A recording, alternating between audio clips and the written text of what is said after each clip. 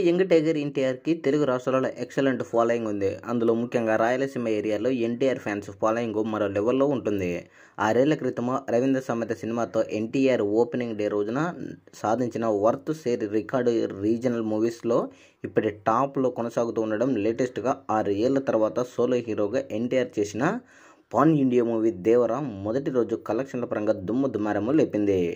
All time record కలెక్షన్లని non triple మూవీస్తో సొంతం చేసుకున్న ఈ సినిమా రెండో రోజు కలెక్షన్ల పరంగా కూడా సంచలనం హోల్డ్ని సీడెడ్లో చూపించి దుమ్ము లేపింది.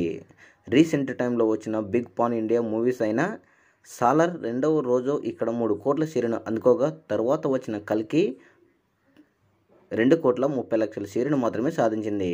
కానీ అదే టైంలో దేవర మూవీ రెండవ రోజు సీడెడ్ ఏరియాలో 3,70,00,000 రేంజ్లో షేర్ కలెక్షన్ సొంతం చేసుకుని ఎక్సలెంట్ హోల్డ్ను రికార్డ్ బ్రేక్ చేసింది. మొత్తానికి 2 రోజులు కంప్లీట్ అయ్యేసరికి ఈ యొక్క చిత్రము వరల్డ్ వైడ్గా 300 కోట్ల వైపు పరుగులు పెడుతుంది అనేది మనకు స్పష్టంగా తెలుస్తుంది.